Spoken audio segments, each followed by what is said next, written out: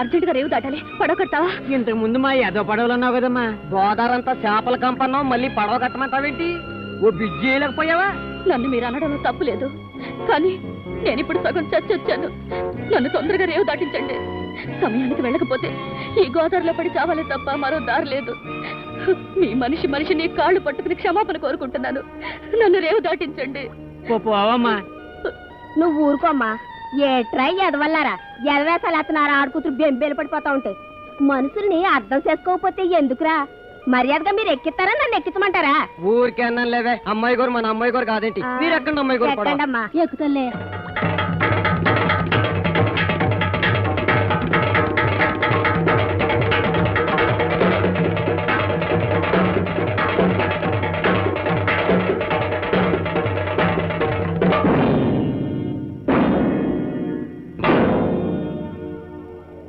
వచ్చావా? మనువు పేరు చెప్పి మమ్మల్ని మోసం చేసిన నా మనవడు మనువేళకు వచ్చావు. చుట్టాల కోసం ఎదురు చూస్తున్నాం. రావాల్సిన మొదటి చుట్టాన్ని నువ్వేగా. రా. నా తప్పు నేను తెలుసుకుని వచ్చాను. మనం తెలుసుకునేసరికి మనకు తెలియకుండా చాలా జరిగిపోతాయి. ఇప్పుడు నన్ను ఏం చేయమంటారు? వచ్చిందని ఎలాగో వచ్చావుగా, ఆ దంపతుల మీద 4 అత్యంతలే చెల్లు. నువ్వే అంత కోపగించుకున్నా ఇప్పుడు నా చేతిలో ఏమీ లేదమ్మా. పిల్లలు తప్పులు చేసినప్పుడు పెద్దలు తెలియజెప్పాలి. పెద్దలే తప్పులు చేస్తే పద్ధతి అవుతుందా? పెద్దరికం అంటే ఎగిరే ఎండుటం కాదే, నిండుగా వడ్డించిన ఇస్తర్ లాంటిది.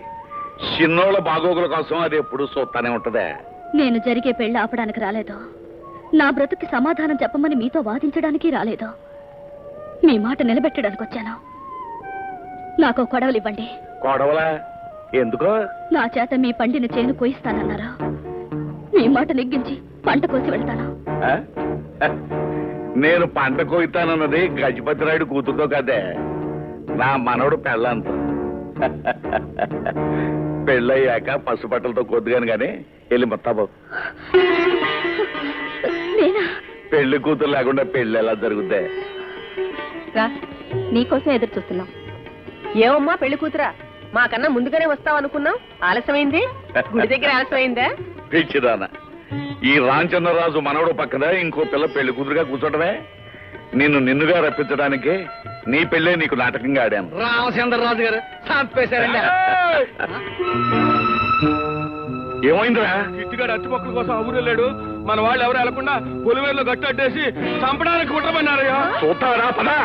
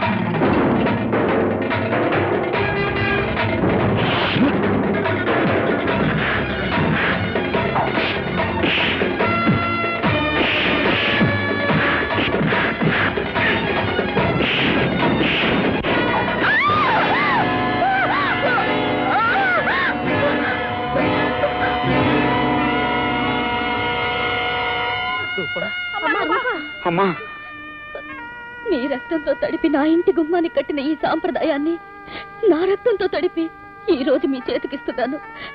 మీరే నిర్ణయం తీసుకున్నా నాకు అభ్యంతరం లేదు. ఇక నిర్ణయాలు లేవు. ఎక్కడ మనసులు కలిస్తే అక్కడే మరవు, ఎక్కడ మంచి జరిగితే అక్కడే పెళ్లి. ఇప్పుడే ఇక్కడే పెళ్లి జరుగుతుంది. ఎవడు అడ్డొస్తాడో చూస్తాను. రాయ్, మీరు కూర్చోండి. మీరంతా కూడా కూర్చోండి. పంతులు గారు రండి. భజంత్రులు రండి, కూర్చోండి. ఎక్కడ అరిచెట్లు? పెద్దరాజా వారు ఈ పెండ్లి మండపమును మన 2 ఊర్ల మధ్యన ఏర్పాటు చేసినారు. ఏంటంటే భజంత్రులు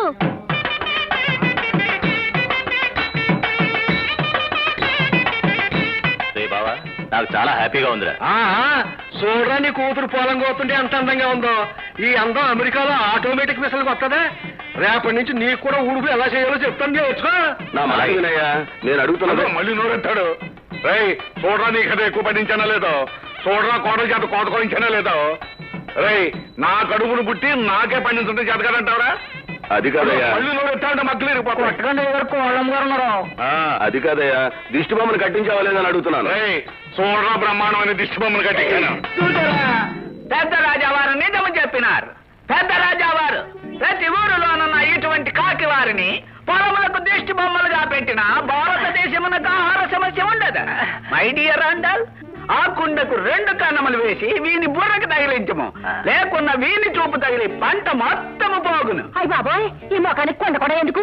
ఎట్టాగే ఉండని చూసి కాకులు పొడుచు తింటాయి. కాకివార్, మిమ్మల్ని కాకులు కాగారము చేయటం తప్ప మేమేమి చేయలేము. కొండ పగిలిన అంటా చూసారా? ఎప్పుడా? చూసారా? తాతయ్య, కోత అయిపోవచ్చింది, ఇంకేడ్చేయను. నీరా అంటే ఏట్రా?